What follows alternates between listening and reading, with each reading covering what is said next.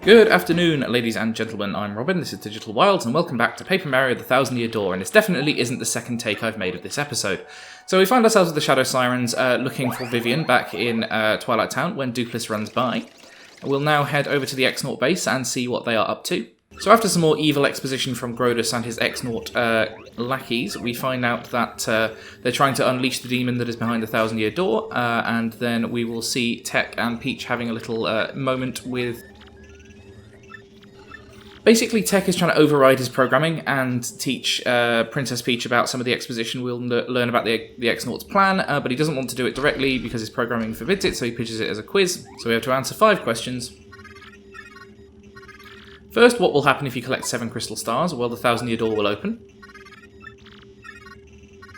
Second, what is the goal of Grodus, leader of the X-Nauts? To conquer the world. Third, what is the legendary treasure that waits behind the Thousand Year Door? Yeah, spoiler alert, it's an evil demon. As opposed to one of those nice demons. Fourth question, what does Sir Grodus wish to do with the ancient demon's soul? Bring the demon back to life. What is required to seal the demon up again? Crystal stars. There we go, now we can email Mario. He certainly is a weird computer, he's a bit of a creep if we're honest. Next up, over to Bowser and Cammy Cooper, who are aiming to make their way to Glitzville. Cammy wants to ride the blimp and have a packed lunch along the way, but Bowser has other ideas. And thanks to his hubris, Bowser is going for a little swim.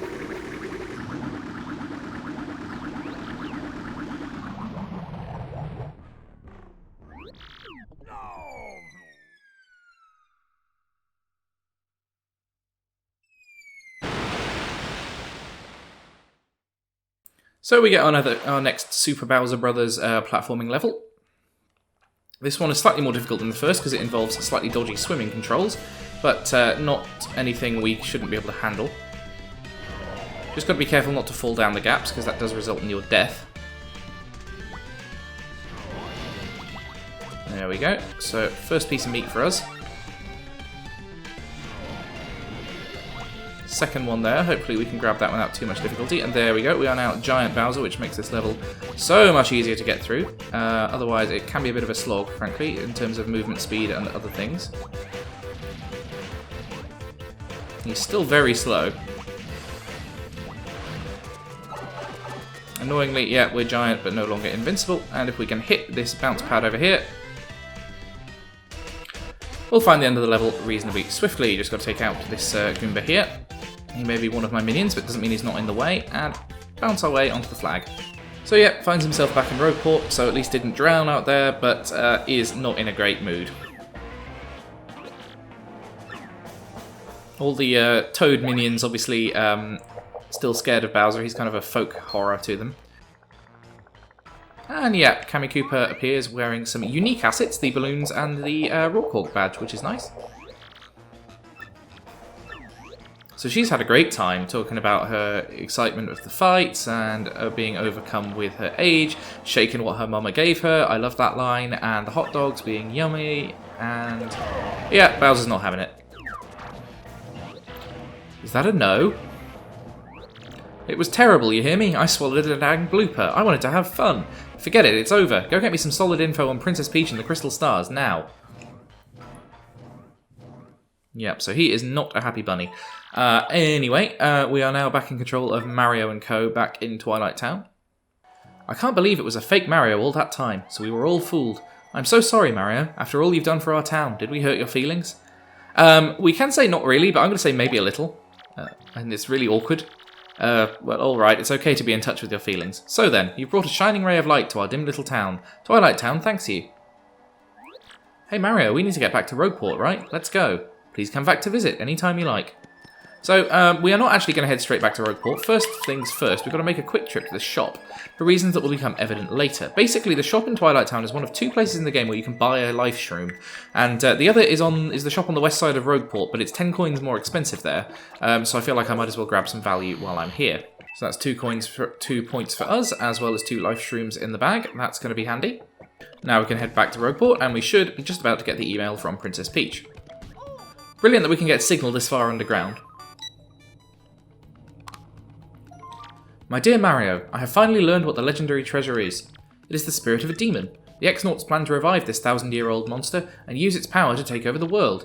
They're collecting the crystal stars so they can open the 1,000-year door. They'll find this demon's spirit, but the only thing that can keep it locked away is the crystal stars themselves. You must not let them get the crystal stars. Please, Mario, you must put a stop to their horrible plans. From Princess Peach. Okay, so yeah, Goobella's right. It couldn't get much worse than an evil demon, but that's something we'll have to worry about in 4 chapters' time. For now, there's quite a few things we need to do before we can head on to the next chapter. First among which is we're going to head through the sewers here. We'll note that previously we couldn't pass through this room because there's a fallen column in the way. Well, now that we've got the roll up into a tube ability, we can head under that. There we go. So we'll pop up here and we'll have a quick chat with Dazzle, cash in those star pieces we got in the last chapter.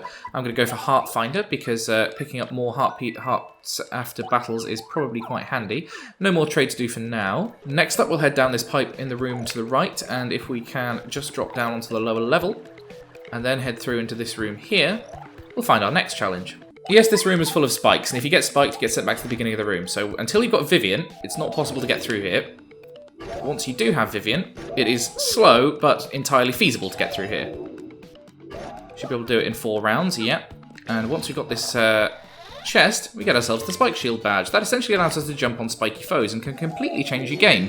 If you are running a Jumpman run, which I might be doing down the line, where you basically eliminate your hammer attacks in exchange for an extra point of power on all your jumps. Being able to jump on spiked enemies increases the power of that set significantly. You will still need the Ice Power badge in order to get rid of fiery enemies, but basically it eliminates the threat from a lot of spikes on the field, including things like Spike Tops, which we encountered in Chapter 4, which can be a real pain to take down if you don't have anything that's very high damage or can penetrate spikes. So back up to the surface, and we'll be heading just off to the right here, and we'll be heading into this second building, which contains the Trouble Center.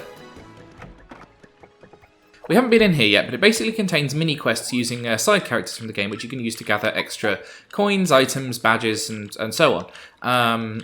And I don't want an explanation, although it seems to make me have one. So yeah, check the bulletin board, you have to pay to cancel, and you can only have one mission at a time, which is a bit annoying.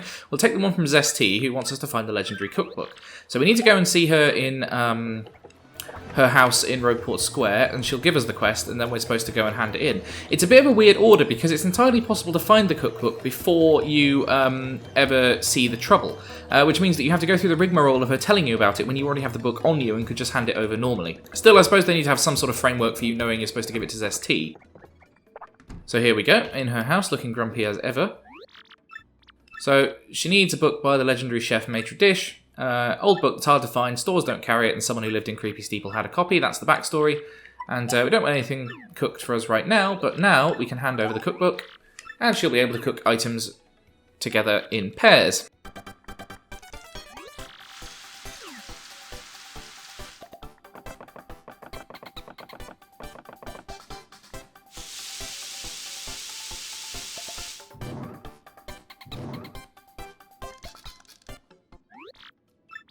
So there we go.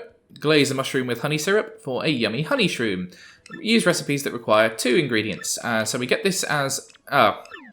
So we can't have a reward because we've got too many items in our inventory. This is the source of another thing we're going to be solving this episode. So have a quick look over in our inventory, and what we can do is if we hand over 2 items, we can get her to cook things for us. And in this case, I'm going to hand over the 2 most powerful items I've got, which is the Ultra Shroom and the Jammin' Jelly. And this creates one of about 70 items in the game that she can cook.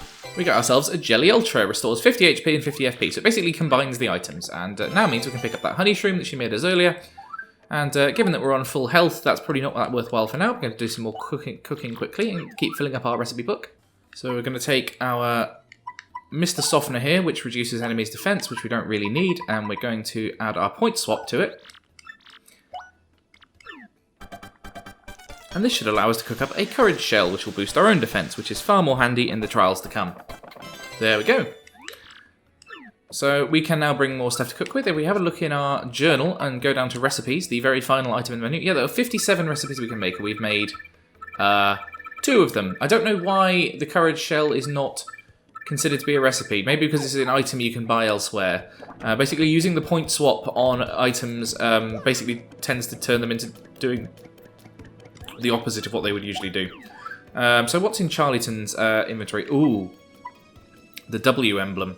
The problem is it's 360 coins, which I can't quite afford at the moment.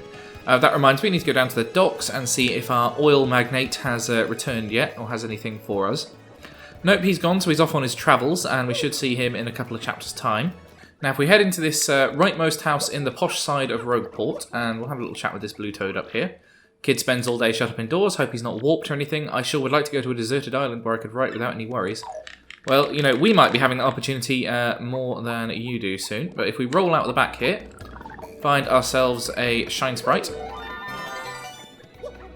And I think that's about all for this area, but it's a nice prize nonetheless. Takes us up to a total of 7.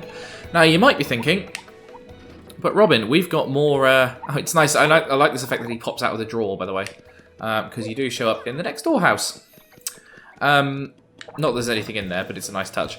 So now that we've done that, we've got 7 Shine Sprites, which you'll note is more than we have partners to level up, and that is something we are going to solve shortly. So head back to the Trouble Centre and check out the board, and you'll see down at the bottom here we've got a trouble from question mark called Elusive Badge, and she's after an elusive badge. Must explain in person. Meet on the roof of Zest's house. Poster is anonymous and may be dangerous. Want to take on this trouble? Yeah, we certainly do.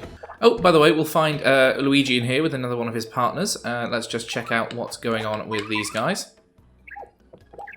This Buzzy Beetle with a wrench on its head is Torque. He's a totally excellent mechanic. According to Mechanics Weekly, that tool on his back can basically do anything. Seems ticked off, though. I wonder what happened. Well, let's find out. Just as our boat arrived at Circuit Break Island, we heard this incredible racket. We soon found out that they hold kart races almost every day on the island. Whoever takes first place in the race gets to rule the island as king for that day. Just as we got to the racetrack, they were holding the awards ceremony. I couldn't believe my eyes. Right there on the trophy they gave to the winner. It was another piece of the marvellous compass. I almost passed dead away.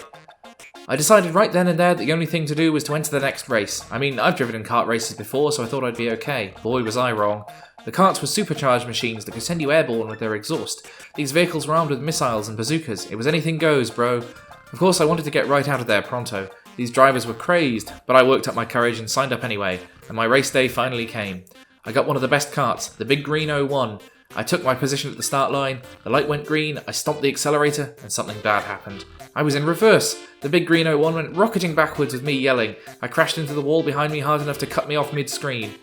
In one fell swoop, I dropped into last place and wrecked my racing machine. But it wasn't all bad news. All the other karts crashed because of my manoeuvre.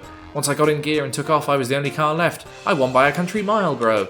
I took the piece off of my trophy and added it to the marvellous compass. The compass came to life and pointed me towards Jazzafraz town in the east. Then I heard that voice. Princess Eclair's voice echoed in my ears again. Oh, my princess, random words would from poetry if by your voice. I will most definitely save you. Just wait for me, Princess Eclair. Oh, sorry about that, bro.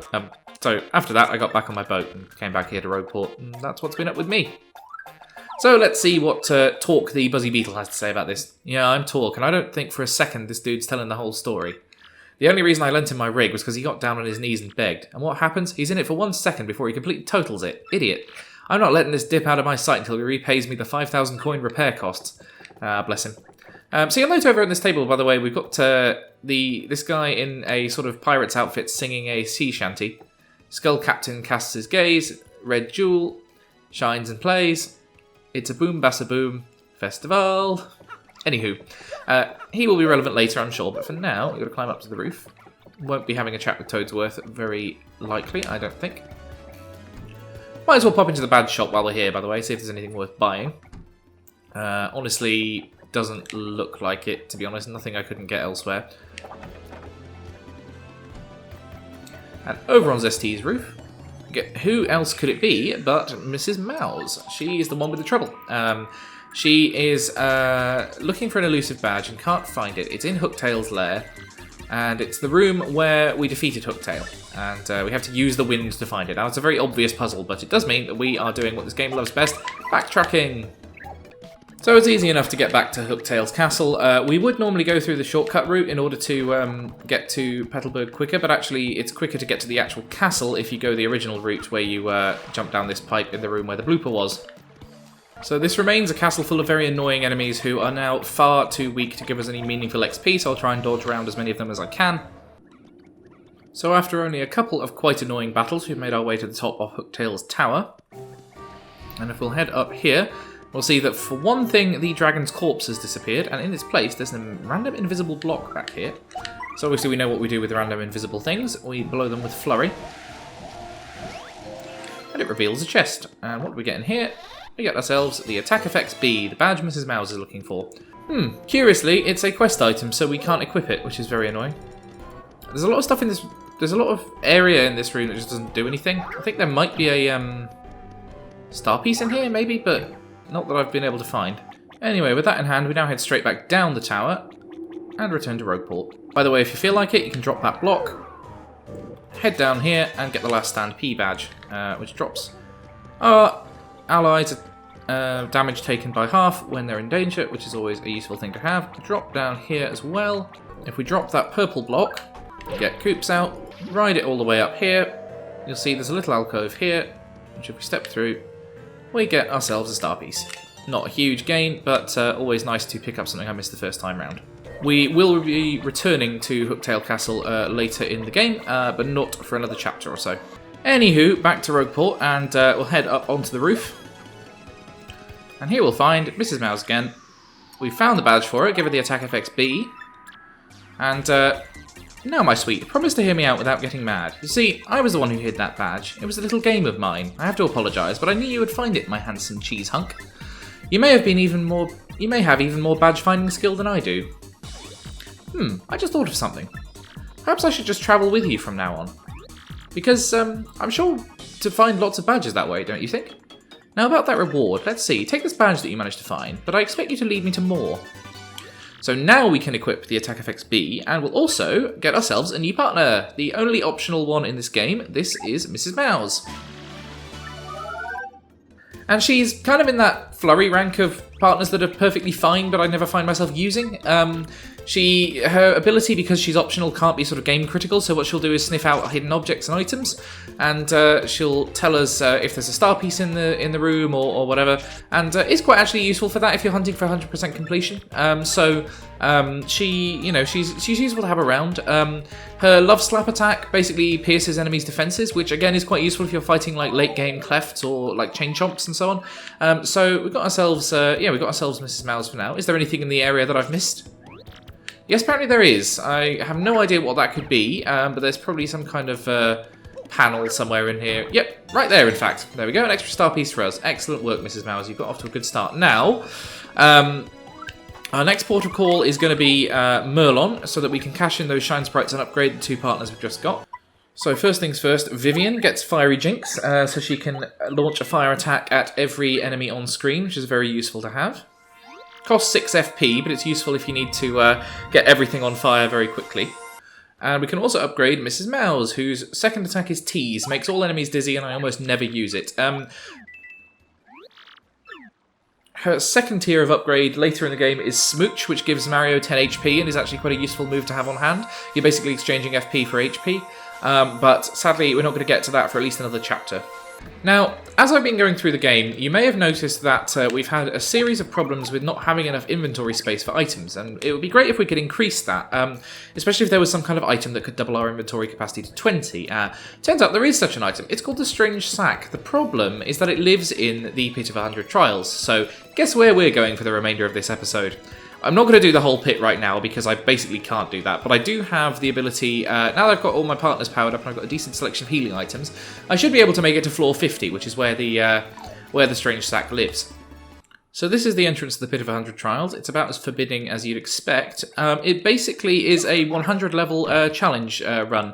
There are 100 levels containing different variants of enemies, 10 floors with rewards, as well as a big boss at the end. We're going to be doing this at the end of the run, getting all the way to the end, but for now we just need to get to floor 50. So what I'm going to be doing is I'll play the battle in its entirety if there's a new enemy we haven't tackled, so I can tell you about it, and otherwise I'll be speeding through it. So I will get started now. You'll want to get first strikes where you can in the pit, because it tends to be the best way to get around enemies that will come after you if you don't first strike them. Now that was a Dark Goomba, which I managed to not tackle because I killed it on the first strike, which isn't a bad way to get through your first experience in the pit. We'll just head over there and pick up that Super Shroom. Unfortunately, we're running into exactly the item I said, where we have limited capacity, so I'm going to throw out one of my honey syrups, because restoring FP is not going to be all that useful, especially when we've got Lucky Start equipped.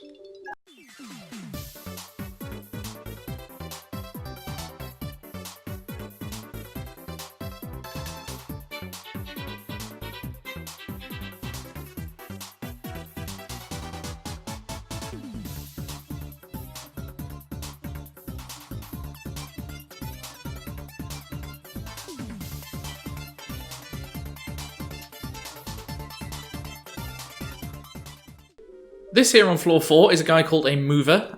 Basically, he can take you down 2 floors, 5 floors, or none, or you can just hit this block to proceed down to the next floor. Generally, if you're in the pit for item gathering, they're quite useful to use. If you're there for battles and leveling up, they're a bit of a waste. But they basically allow you to skip a few floors, which I think I'm going to take because we ultimately are not getting much XP from the first 10 floors. This takes us straight down to the first reward floor. So this here is the Sleepy Stomp. If you stomp on enemies, you get enemies sleepy. This can be quite useful if you're doing crowd control, if you're trying to keep powerful enemies from charging up their attacks or hitting you. It is useful to have Sleepy Stomp. I'm not going to find it particularly useful, but it's a handy one to have on hand. So this here, we've got a couple of Piders who we know from the Boggly Tree. We also got a Paragloomba. These guys are basically Paragoombas, but they've got additional attack 3, and they've got HP of 7. They are quite easy to take down.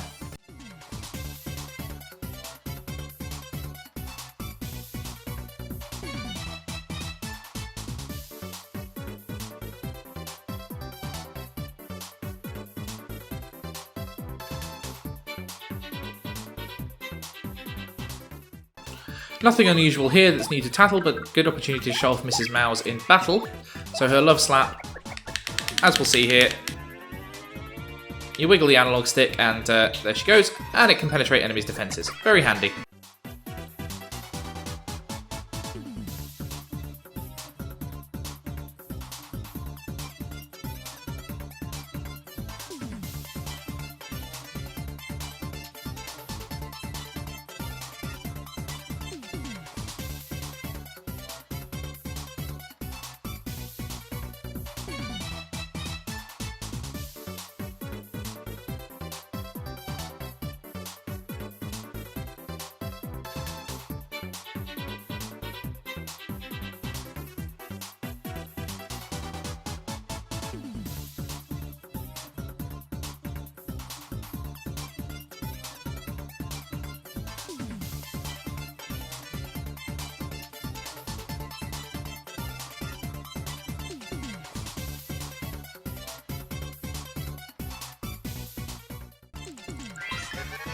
So here we get the Tattle on a Gloomba. It likes dark, damp places, just like your mum, and it has 7 HP and 3 attack. Same as a Paragloomba, except it doesn't have any wings.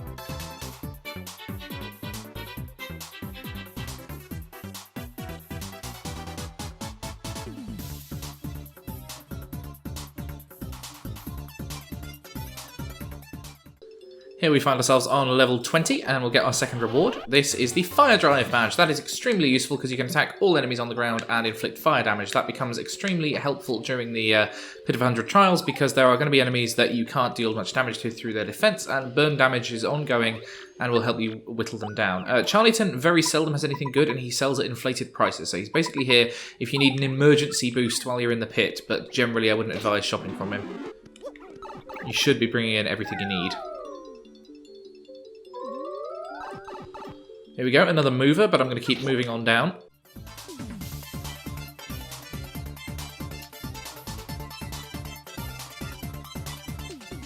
These are bandits. These guys will steal your items, and later on you'll get ones that steal your badges as well. They're extremely annoying and hard to defend against, but they won't be able to steal anything if you guard properly. Nice bingo there. No need for extra star power, but it tops off our audience.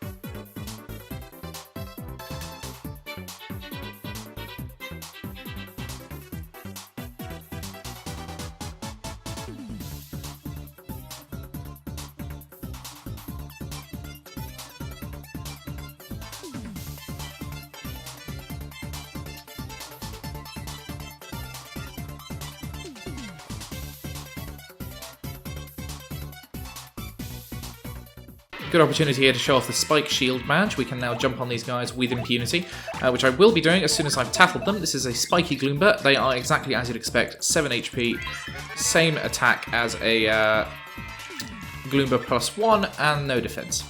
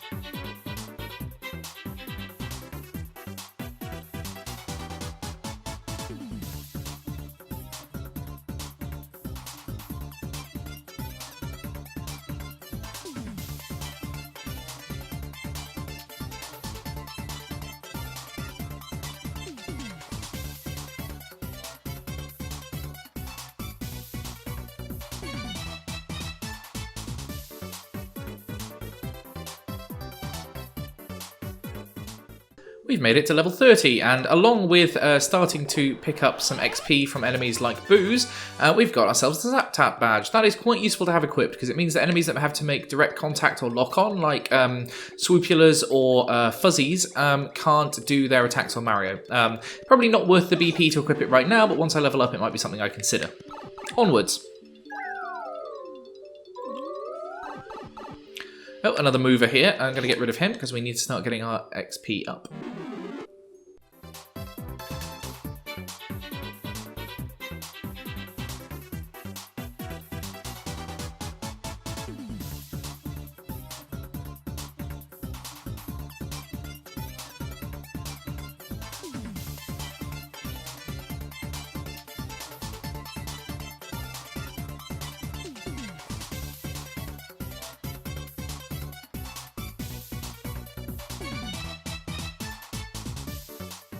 So a couple of untattled enemies here. I'm just going to quickly take down this Parabuzzy, as was. And we'll see we've got ourselves a Shady Koopa here. These guys are counterintuitive, because if you knock them on their back, they become more dangerous. Attack is only 3 when they're standing up, but if they get flipped, they'll do a lot more and become much harder to dodge. So you've basically got to take them out in one turn. That should be feasible with a spin jump. Oh, not quite. Okay, that's a bit of a concern. Yeah, I think I'm going to take him out first before I get the Buzzy Beetle tattled. So tattle on the Parabuzzy tells us it's a Buzzy Beetle with wings. Attack is 3, defense is 4, same as a regular Buzzy, except that it's in the air, and you can't flip it over with fire or explosion, so you have to jump on it. Seems reasonable enough. But first, we're going to take down this Shady Koopa, because he's much more of a threat.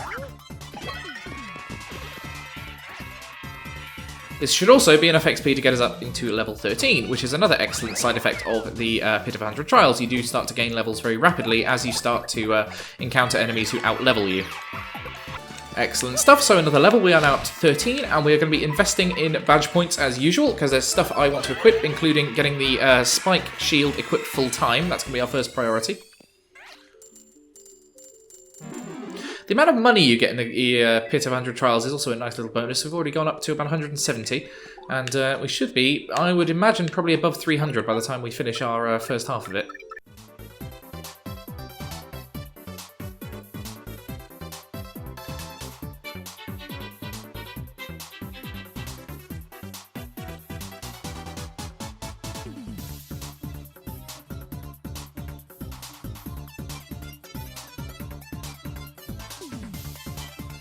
Got lucky with the curse there, doubling of our star points.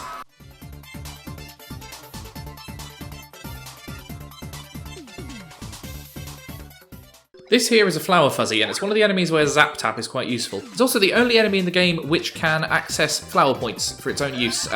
Basically, it does not deal HP damage to you initially, it deals flower point damage, and when it saves up enough, it does a lightning attack on you.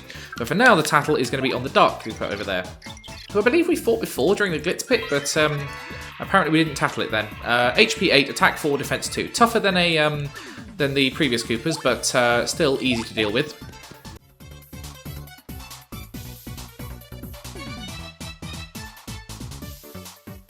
These guys, unlike the Shady Koopas, are not more dangerous when they're on their backs, so it is advisable to do so.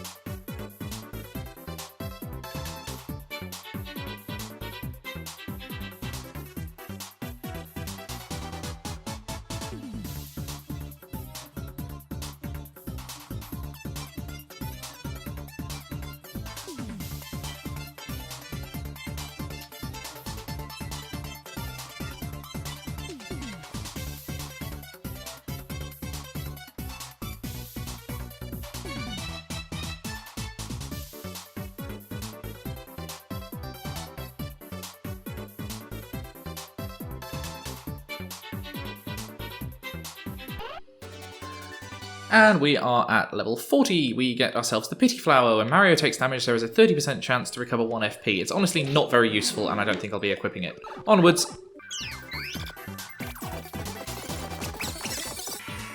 So more new enemies to tattle here. Let's get Goombella going on those. And we got a Dark Paratrooper. They are fairly self-evident. They're just the same as a Dark Koopa, except they are flying. And we've got a bulky Bob-omb. These guys are kind of a pain, frankly. They take a few turns to charge up, but then they'll explode really, really harmfully. They do have like an attack of 8 when that happens, so you kind of want to take them out as soon as possible. I am a bit... yeah. The defense power hasn't gone up yet, so I think we can probably get away with hammering. And once the defense power does go up, we can use Mrs. Mouse to make sure we take it out. There we go, +3 defense, which makes it more difficult to get through. But now that we've got the tattling out of the way, over to Mrs. Mouse, we can slap the bomb to death. This seems like a good idea.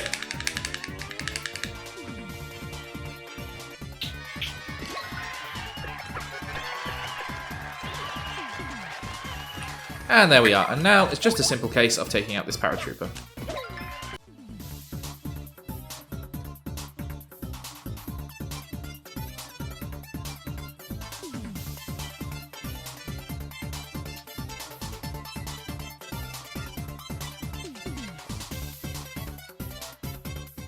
If they're on their own, these guys are trivially easy to take out because they don't attack other than they're doing their final suicide attack. So I literally don't have any threat to me until I can take this guy out.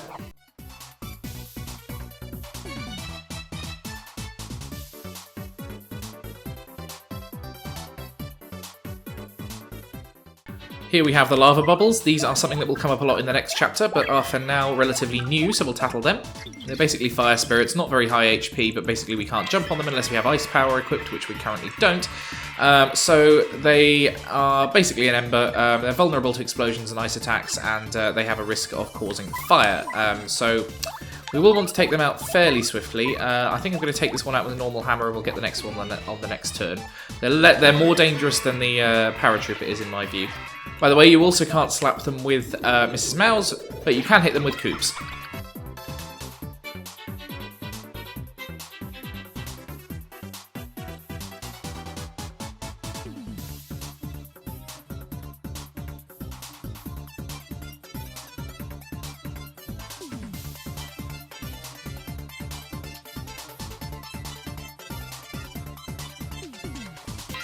This here is a poison pokey. It's basically a normal pokey, except it has more HP and it can do HP drain via poison, but it's fairly easy to guard against, so hopefully that's not something we'll have to suffer.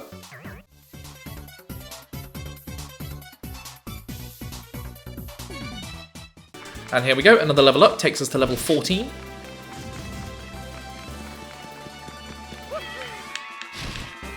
And again, I think our survivability in the long term is best taken by taking BP, and we will equip the Heart Finder badge, which should mean that we collect more hearts after we beat enemies in the pit, which will be invaluable in taking us down further.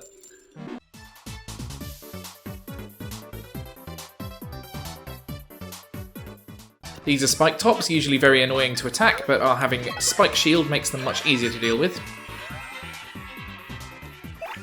We'll get the tattle in anyway, though. Oh, sorry, these are spiny parabuzzies, apparently. Different from a spike top. Same stats as a normal buzzy, but yeah, getting around them is a little bit of a pain. So we will multi-bounce on those guys.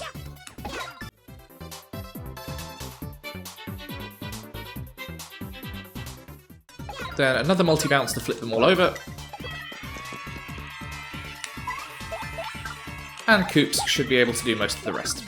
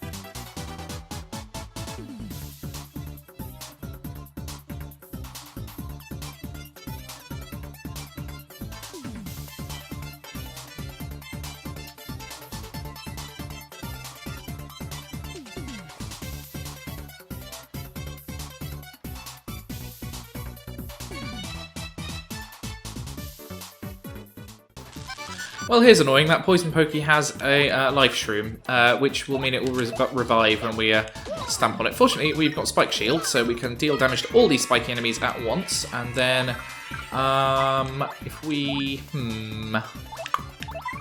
Doesn't look like... let's use this Earthquake. Might as well get them all out of the way.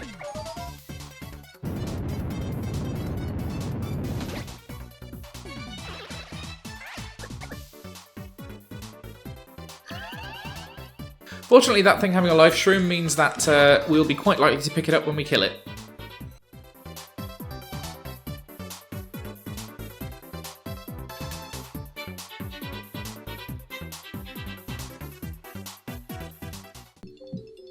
And here we are at level 50, and this gets us the Strange Sack, which means we can now carry up to 20 items, which makes life much easier on the old gear front, because it means we won't have to reject all the offensive items we're going to get. So, Hubris is usually the run killer, but I am tempted to go down to level 80 and pick up the Bump Attack badge, and I think I'm going to give it a go. So, I'll drop a save here and see how long it takes me to die in the attempt.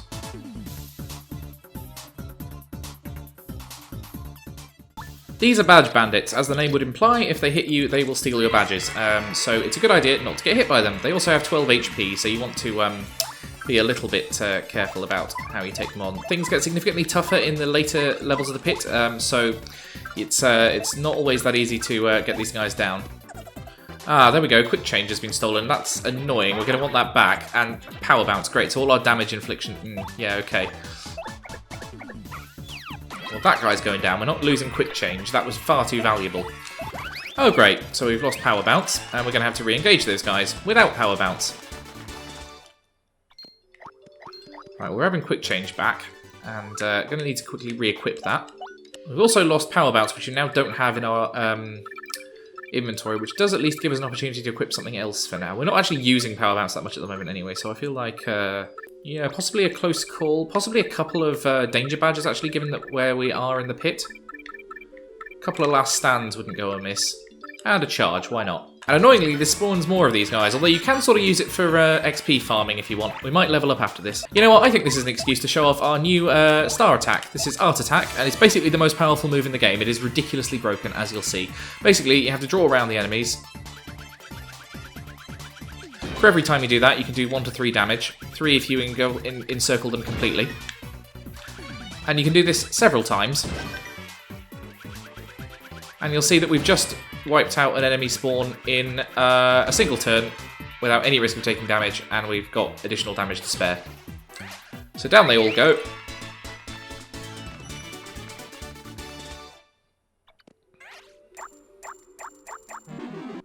And we get power bounce back, which is nice.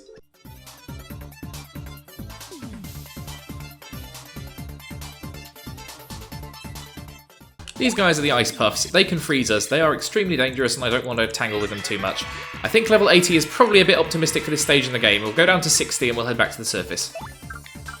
Quick multi-bounce here to take that first guy out. This here is a Dark Boo. They'll show up in Chapter 6. They're basically like a Boo, except they're purple and they've got more HP. HP 8, attack of 5. Not particularly tough even for this stage. This should also get us leveled up. And I think, rarely, I'm not going to go for BP this time. I think I'm going to put a level into FP, because being able to use special moves is what's going to let us survive the next few levels. Another Dark Boo here. We get quite lucky if this is what we roll, because they're not all that dangerous.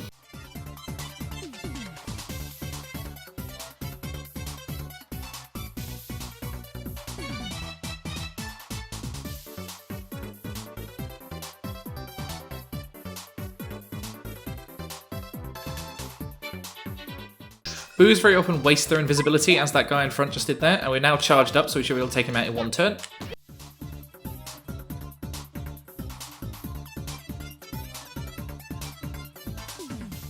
These guys being worth 5 XP a go is very valuable, should take us up. Hopefully we'll get to level 16 or 17 by the time we emerge from the pit.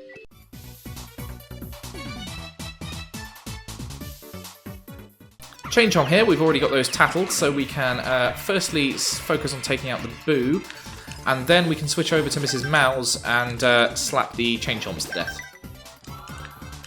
Do not want to get dizzy dialed, so down with the Boo, I think.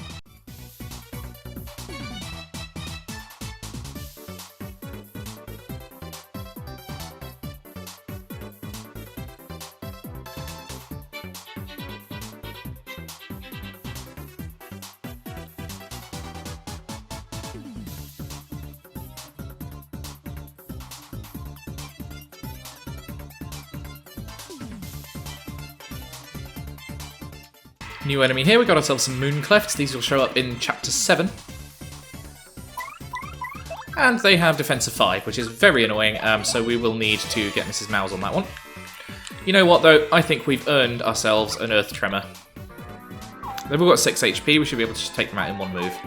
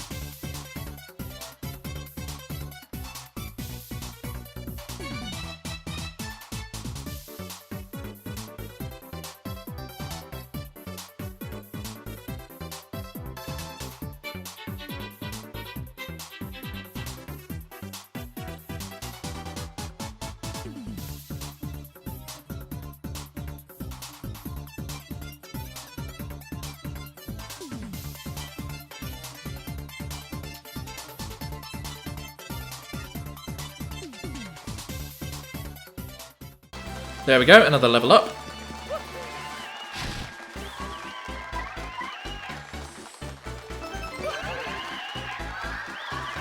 And this time, back to usual service, more BP please. We can equip ever more badges and make ourselves ever more mighty. Gotta remember actually to go and equip them this time. I think Fire Drive is probably going to be a handy one to have.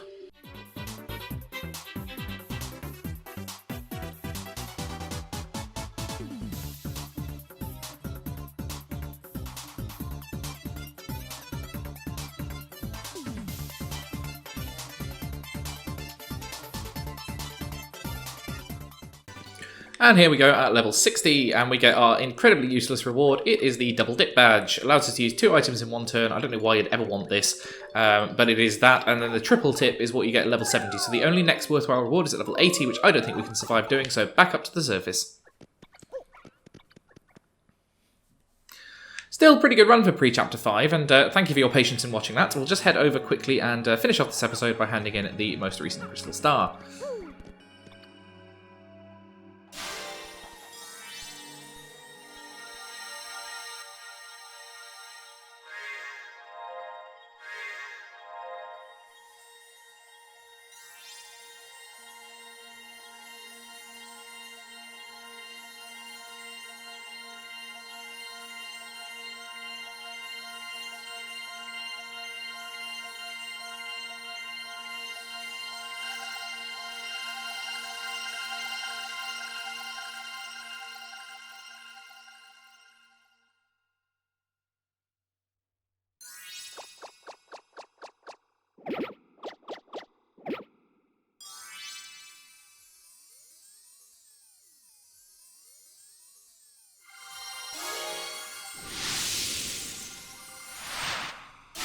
There we go, so the next star on the list has been recorded on the map, and it's on an island to the south. It's a mystery.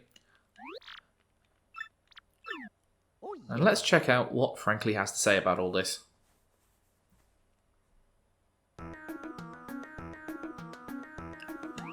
What?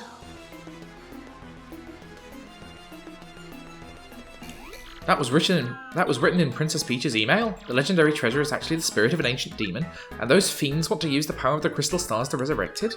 How bone-chilling. Sadly, it does seem to be consistent with what I've uncovered. Don't leave us in suspense. Give us the scoop, Professor. This is rather long, so you'd best listen well. Are all of you ready? And you there, in front of the TV, you listen up too. TV? You don't have a TV. What in the world are you talking about? Oh, never you mind. Don't worry about such trivial details. Just listen. The great cataclysm that I read about in my book may well refer to this demon. It says that a monster destroyed a large town that once stood on this very area. It also says that the 7 crystal stars were actually created by this monster, and that this thing used the power of the crystal stars to try to control the world. According to this book, the demon was defeated in the end by 4 heroes, but only the beast's physical form was destroyed. Its spirit could not be eradicated. So the heroes used the crystal stars, which they had stolen from the demon, and they cast the evil beast into the depths of a vast maze and sealed the exit. From this, I gather that the crystal stars cannot distinguish good from evil, so if they're all united, they could either seal away or resurrect the demon. It seems that who wields the crystal stars determines if they're used for evil or for good. Then the question is whether gathering the crystal stars is a danger in and of itself. I mean, if we found them all and then got robbed, the demon could be revived. Don't you think maybe it would be better to break them apart and scatter the pieces? That was my first thought too, but further research suggests we can't do that. There's a slight possibility that the 1,000-year door is weakening. It seems that the crystal stars hold the power to seal the beast for 1,000 years, so once 1,000 years pass, the power to keep the door sealed shut will fail. And unfortunately, this year may be the 1,000th year. Bad luck, huh? The fact that those goons want the stars may now be coincidence, but maybe not. In other words, we mustn't be ready for the demon's return, even if the X-Nauts fail.